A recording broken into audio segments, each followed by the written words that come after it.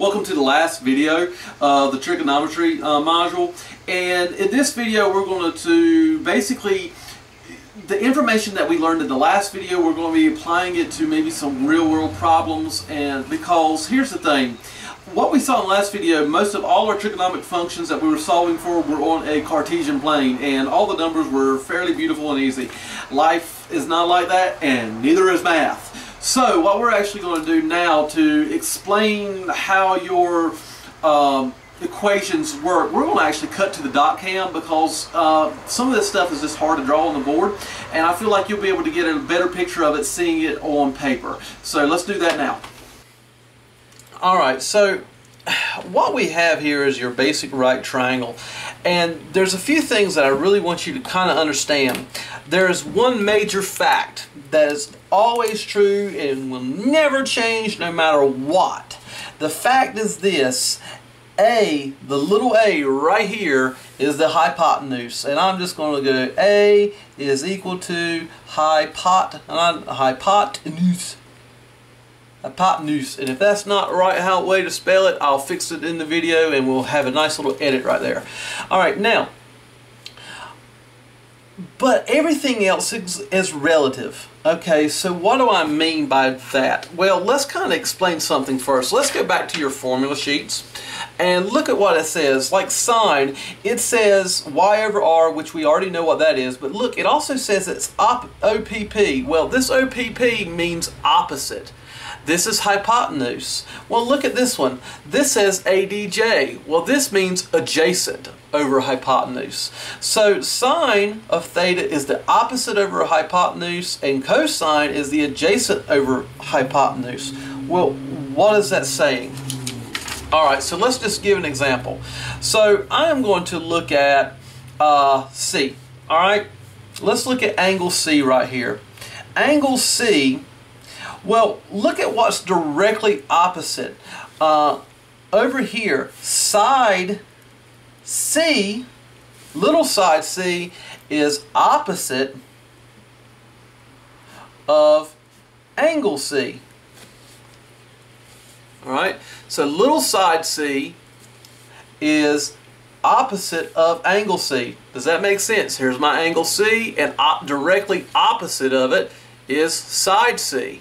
Well, if that's opposite of it, well, there's two things that we have left. We have adjacent and we also have hypotenuse. So the question is, which is which? Well, look at what we have. Fact, A is the hypotenuse. No matter where I'm at, this will always be a hypotenuse. So even though this is C, this is going to be our opposite side of C. That means that B, in this particular problem, side B is adjacent of angle C. Alright, so just to kind of do a little bit more of that conversation, look at A instead. Alright, so I'm looking at angle A. Well, the direct opposite of angle A in this case is actually the hypotenuse. Well, that's kind of interesting. So angle A, side A, is also the side A, just happens to be the opposite side, which is very interesting and can be a problem later on, and it's also the hypotenuse. So I'm just going to put hypo on that one because I'm too lazy to write the whole word out. But what is the other sides? Well, C and B are adjacent. So this was a unique particular case because of this unique perspective of things. So side B and C are adjacent. And you're going to notice that this is the only case that this happens. Alright, so let's look at B. Alright, angle B, well, angle B and side B, they happen to be opposites. I'm just going to start side B opposite, and then also we have that since side B is the opposite, we can say that side C is the adjacent. Okay, and as always, side A will be the hypotenuse.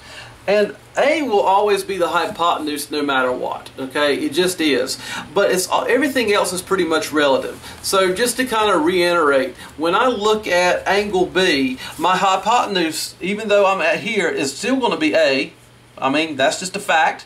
The opposite side of angle B is side B, and the adjacent side, the one that's exactly attached to angle B, happens to be side C. So let's start using some numbers and seeing how this really helps us out.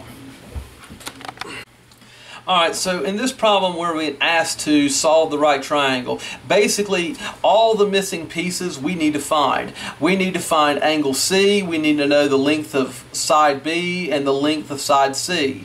And all that we're given is that angle A is 24.6 degrees and that this side right here is 8.6 meters. So we got to solve for all this stuff. Now, you probably are scratching your head and saying, well, Mr. Lewis, this right here is the hypotenuse, and how come it's not labeled A like what we showed in the previous clip? Well, because life. Sometimes that happens. Just because I've given you kind of a definition that the hypotenuse is A doesn't mean that the hypotenuse will be technically A in every problem. You just need to know and understand a hypotenuse is a hypotenuse no matter what you call it. Alright, so let's look at this thing. What do we know? One, we know the degrees of A, and we know that its opposite side, so look at this, these two are opposites of one another, it happens to be 8.6. So we can start looking at our equation sheet and trying to find what we can solve for. Well, let's look at it. Sine of theta is equal to opposite over hypotenuse. Hey, this might be useful to us because we already know the opposite sign. We know what theta is. Our job is to simply find out what hypotenuse is. So let's use this equation. We're going to say that sine of 24.6 is equal to the opposite, which is 8.6 over, well, since this was hypotenuse, we know that to be B in this. And so our job is to basically solve for B. So how do we do that? Well, the first step is to find out what sine of 24.6 is. Well, there we go. It's right there. Now what we end up having to do is work this calculation out, and so how do we go about solving this? There's a couple of different ways of doing it, but it might be easier just to go ahead and solve for B and then put everything on the right proper side. We can actually rewrite this equation, and we can say that B is equal to 8.6 divided by sine of 24.6. If this confuses you in how I got this, come talk to me one-on-one and we'll go over this, because this is just basic formula manipulation. So really what we just found out to do is we're going to say 8.6 and we're going to divide by sine of 24.6. And what do we get? We get 20.659 blah blah blah. Our answer tells us to round to the nearest tenth, so side B is actually going to be 20.7 meters. Alright, so we know that. Okay, so that's done. Well, what about side C? Well, we can do a couple other things. We know what this guy is. We also know what this guy is. So we're trying to find out opposite and the adjacent. We know what the opposite is. We just need to figure out what the adjacent is now. So let's look for our equation sheets. Do we have anything that will help us find the adjacent? Well, here you go. Tan of theta is opposite over adjacent. So tan of theta is equal to your opposite over adjacent, which in this case happens to be, I'm going to write the whole thing down just so we can see it. And we can really write this as tan of 24.6 is equal to 8.6 divided by our adjacent, which happens to be C. Again, we can use some formula manipulation and we can say that C is equal to 8.6 divided by tan of 24.6. So let's go ahead and do that. we want to say 8.6 divide by tan of 24.6, and we get 18.78. Well, we're going to rewrite that to the nearest tenth, and that's going to be 18.8 meters. Alright, so we've got that part. Well, the last thing is to find out what angle C is. This should be very, very simple. We know what angle B is. It happens to be 90. We know what angle A is, which happens to be 24.6. So we're going to simply say 180. Why? Because there's 180 degrees in a triangle, minus 90, minus 24.6, and I get 65.4 degrees. This problem, I've given you two sides. This side is 1.24 centimeters and this side is 3.29 centimeters. Your job is to find the missing side and find angle A as well as angle B. So how can we go about doing that? Well, let's start off with angle A first. Alright, so we have angle A here. And what do we notice about angle A? Well, according to this, we know two things. One, we know that angle A, the hypotenuse is 3.29 centimeters, and that the adjacent side is 1.24. So we need to look at our angles and formulas here and find anything that will give me, that will compare the adjacent angle, the adjacent side to the hypotenuse. Well, look at what we've got. If we do the cosine of A, we can use the adjacent and the hypotenuse to find that theta. So that's what we're going to do. So we're going to say that the cosine of angle A is equal to the adjacent, which is 1.24, over the hypotenuse, which is 3.29. Well, now that we've got that, we can simply do inverse cosine, and we can say that A is equal to the inverse cosine of 1.24 over 3.29. Well, we'll use our handy dandy calculator to do this, and we can say the inverse cosine of 1.24 divided by 3.29, parentheses, enter, and we're going to round this to the nearest tenth today. So 67.9 degrees. So angle A is 67.9 degrees. That's easy enough. So we'll plug that in there. Well, if this is 67.9 degrees, and we know C, excuse me, C is 90 degrees, well, we can now find B. How do we do that? 180 minus 90 minus 67.9, we find out that angle B is 22.1 degrees. Now, after we found the degrees of A and B, our job is to find side of A. So let's concentrate on just this guy. We're looking at, let's use angle B. Alright, so we have the angle B, and its adjacent is A, which is what we need to find, and the hypotenuse is 3.29. So we need to find a trig function that will give me adjacent and a hypotenuse. Well, in that case, it's just like the one that we did before. It's cosine. So we could say that the cosine of B, which is 22.1 degrees, is equal to my adjacent, which is my A, because I don't know it, over my hypotenuse, 3.29. Well, we can use our handy dandy calculator again. We can say that the cosine of 22.1 is equal to this long-tailed number. Multiply that by our 3.29, and we get that our A is approximately 3.0 centimeters long. So that is our final answer, 3.0 centimeters. And again, like I said before, the hardest part of this is just trying to find which one of the functions matches what we need in our specific situation. So let's go on to the next problem and see how we do. In this problem, it says solve the right triangle ABC when A is 44.0 degrees, C is 90 degrees, and side C is 16.3 feet. And it says round final answer to the nearest tenth. Well, in this problem, I didn't give you a picture, so the best thing for you to do, quite frankly, is to draw a picture.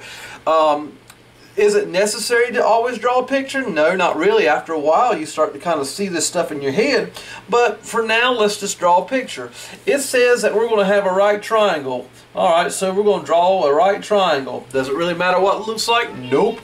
Alright, so it says that it's ABC. Alright, so we'll say A, B, C.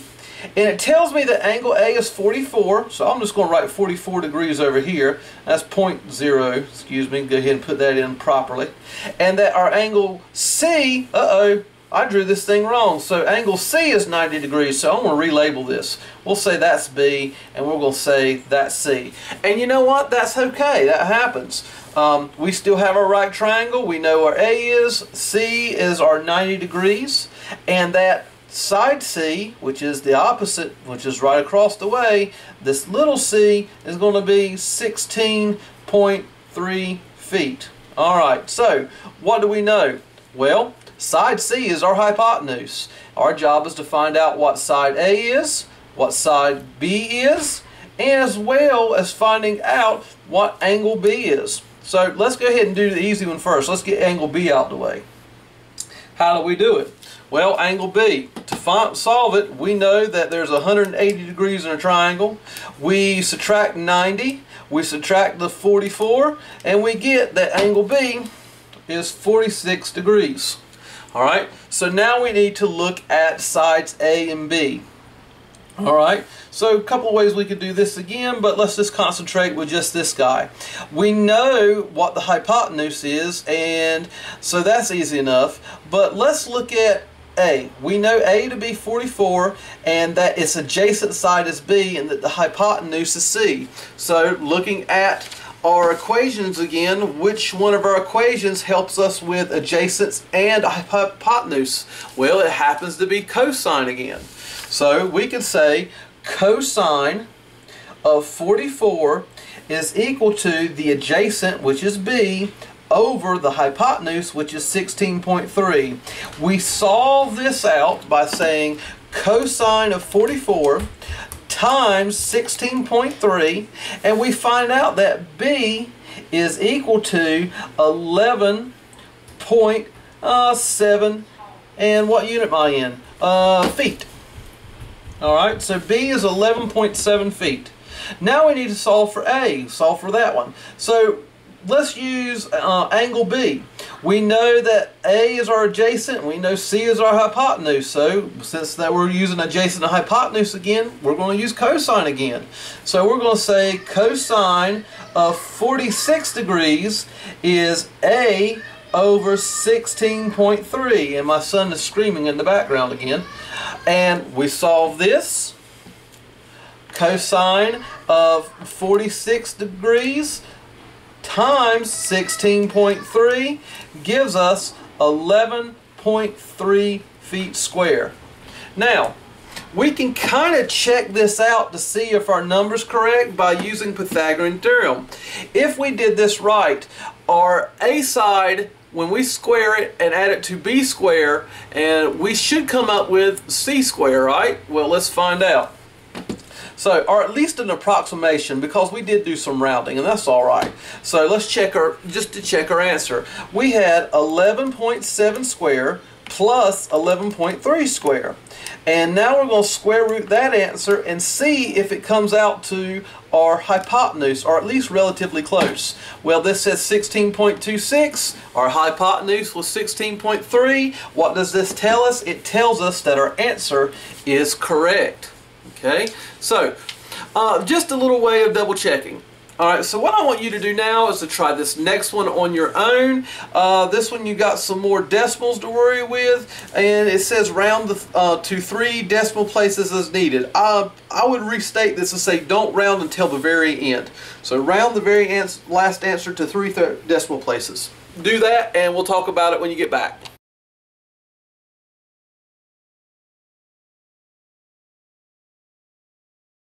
Just like the last one, because we didn't have a triangle, and if it helps us draw the triangle out so we can see it, so that's what we've done. we know that angle B is 70.62 degrees, and we know that side B is 1.629 meters, and we know that angle C is 90 degrees. Well, we can do angle A very quickly by saying 180 minus 70.62. We go 180 minus 70.62 minus 90, and we get 19.38 degrees, which is what we have right here. Using that, we can start figuring out the rest of it. So what I wanted to do first was to find out what A is. So I decided to use tan of 70.62 because tangent is the opposite over the adjacent. So tangent of 70.62 is equal to 1.62 divided by A. We work this out, solve for A, round to 3 decimal places, and I get A is equal to 0.573. Your number might be slightly different than mine, and it's quite possible that you may not even use tangent to solve for this. But you should come out close to that A is 0.573. Same thing, cosine. For the next one, I use cosine of 19.38 because cosine is adjacent over hypotenuse, and I had the adjacent of A and I had the hypotenuse here. When I solve for it all out, I get C is equal to 1.727. Again, it's quite possible that yours is slightly different than mine because of some rounding, and it's also possible that you may not even use this particular method like I did. You might have used something else, and you may, for instance, you could have used angle B and did the adjacent over the hypotenuse there, and that would have been fine as well. Now, with that said, how do we know this is absolutely right? Well, we can do a quick double check. We know that these two sides, A and B, C, we should be able to use Pythagorean Theorem on it. So let's just do a quick run through. We could say 1.629 squared plus 0.573 squared, and we want to find out what the length of the hypotenuse is by square rooting this answer, and we get that our hypotenuse using A and C as our two legs, not A and C, but A and B as our two legs, gives us 1.726. Well, that's very reminiscent to what we actually got for our hypotenuse. So our answers actually worked out very well on this particular problem. Alright, so let's move on. What I'm going to do is I'm just going to help work this first problem out with you, and I'm going to let you do the remaining two on your own, and I'm just going to give you the answers.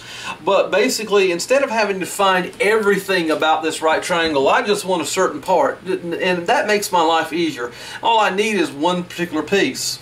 Alright, so in this case, I need to solve for x. Well, according to what I'm looking at, what's x? It's the hypotenuse. How do we know that? Well, it's directly opposite of the 90 degrees. So we're solving for the hypotenuse. So with that said, what do we know?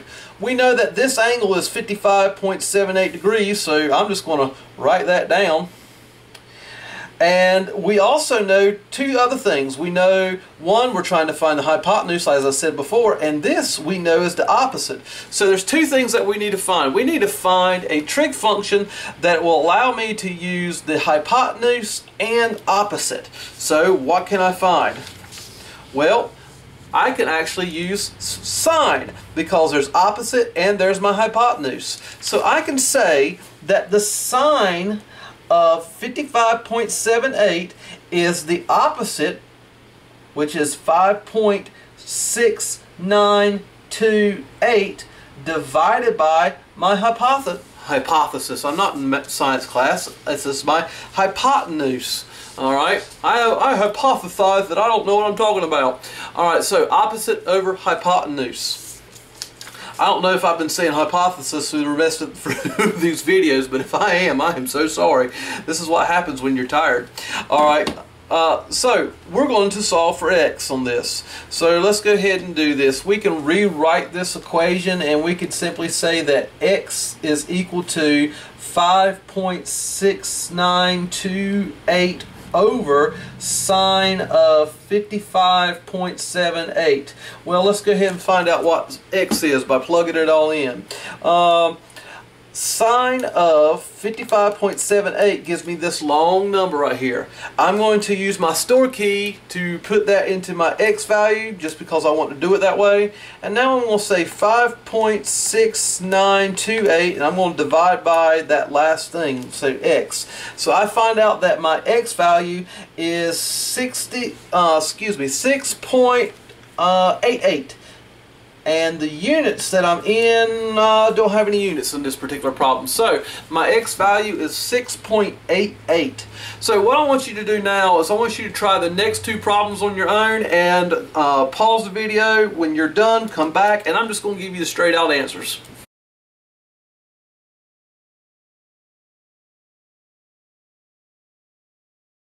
So in this problem we were asked to find angle A to the nearest tenth. I did tan of A is equal to 31.1 over 15.6. Since I was trying to solve for A, I had to do the inverse tan of 31.1 divided by 15.6. I solve for that and I get approximately 64.8 degrees. Alright, next problem. Our job was to solve for this missing side. I know that I had an angle and I had this side. So what I did was tan of 39.67 is equal to x over 75/76. Solve for that and I get that x is equal to 6,283 inches. Alright, so here's our first word problem, and basically it's taking all the information that we've covered up until this point in time and just putting it into a real world application. So the problem reads, the headlights of an automobile are set such that the beam drops 2.00 inches for each 24.0 feet in front of the car. What is the angle between the beam and the road? Alright, so one of the best things to solve this puzzle, or problem rather, is to actually draw a picture and kind of get an idea of what's happening here. So pause the video and come back and then we'll discuss it a little bit.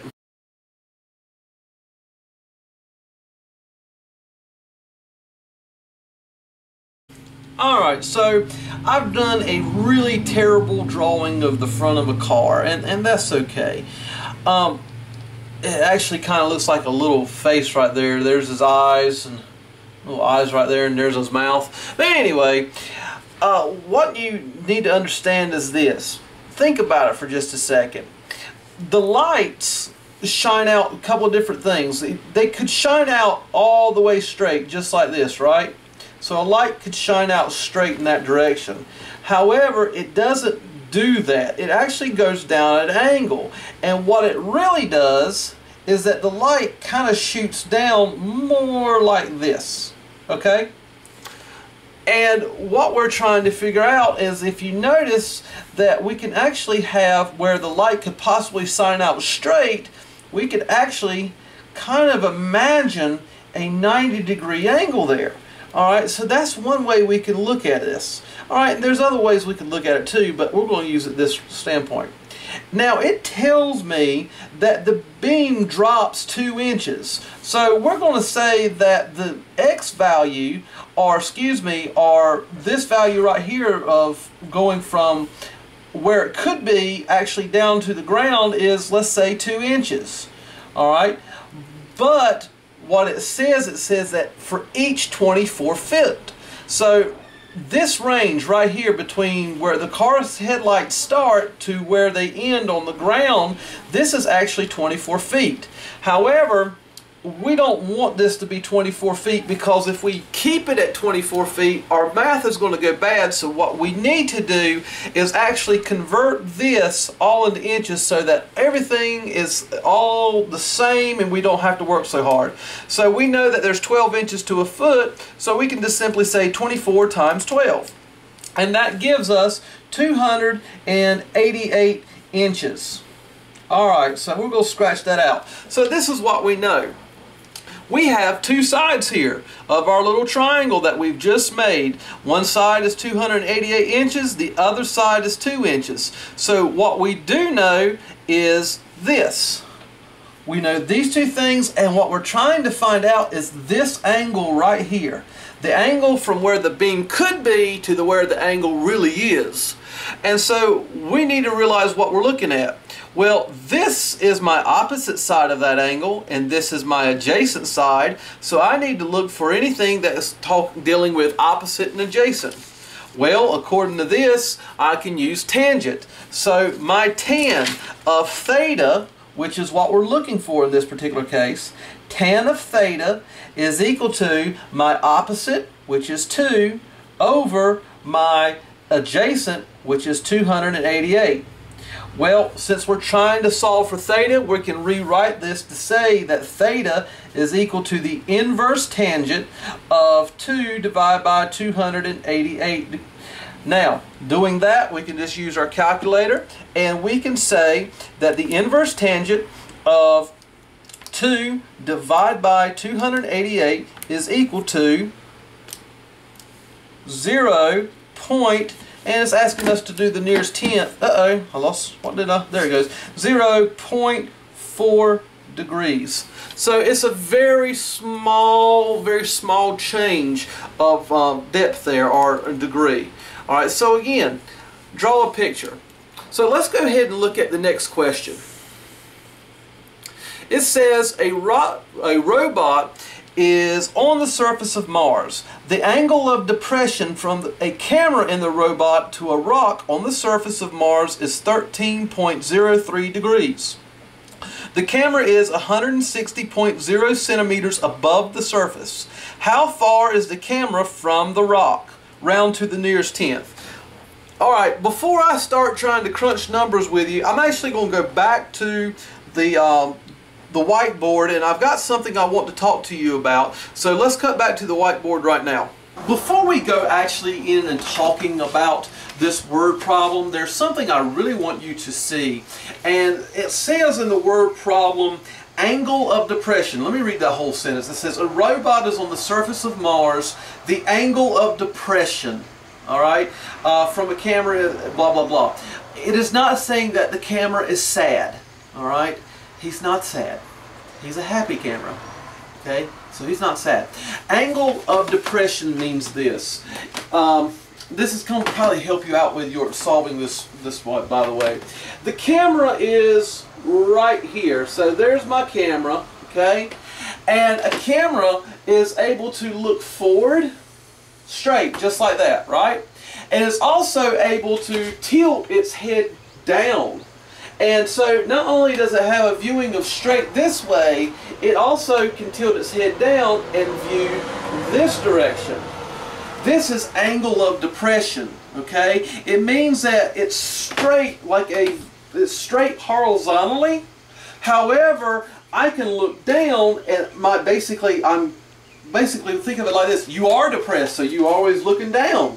And so the angle goes to a downward slope, okay? So this is what it means by angle of depression. So just to kind of help you out, think about it. The angle of depression for that robot is so many degrees.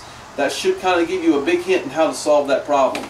Alright? So the other term that you will see is what we call angle of elevation. So let's just say, matter of fact, this is kind of going for your bonus question, so I'm not going to go too much into this because it might give everything away, but think about it. If angle of depression is looking down, alright, so here's my head, and I'm looking straight that way, and angle of depression looks down, what do you think angle of elevation does? Well, if you said you're looking up, you're right. That means that the angle of elevation looks like this. So if you know the angle of elevation, you should be able to solve for your problem at the end of the video. Alright, so remember, angle of depression is looking down because you're sad, and angle of elevation is when you're looking up because you're happy. Alright? So remember that, and that should help you out in these word problems.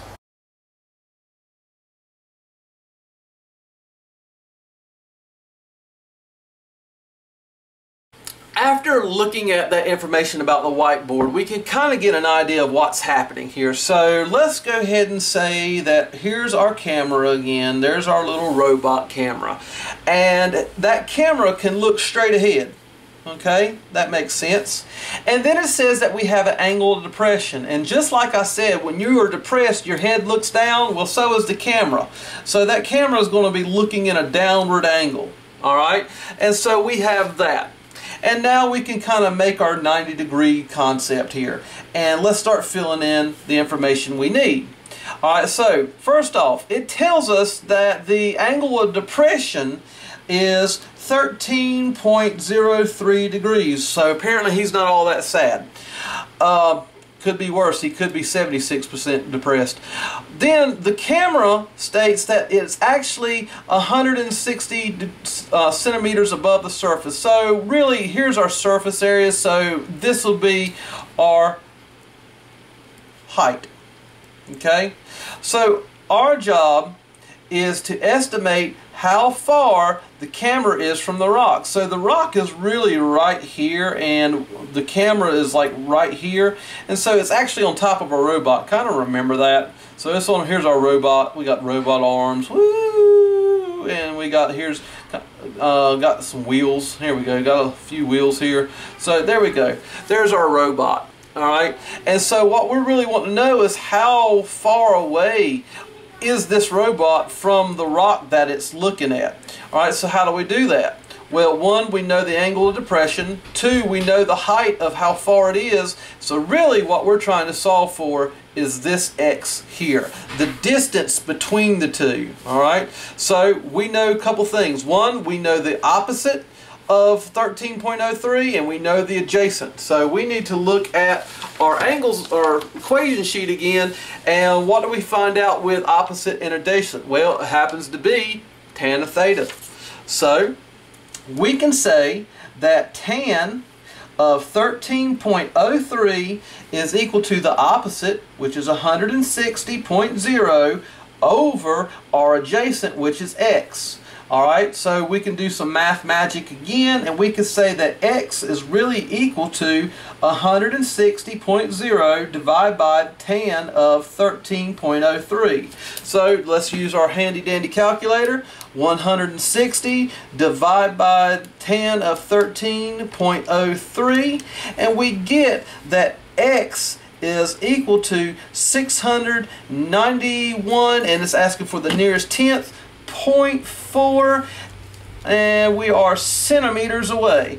So x in this case, and I'm sorry I ran off the screen and didn't realize it, redo this, is tangent of 13.03 is equal to 160.0 over x. Solve for x and we find out that it is 691.4 centimeters. Sorry, I didn't realize I had gone off screen, but there we go. So we know the actual distance from it. So what I'm going to get you to do now is actually look at the extra credit. This is your problem to do now. Alright?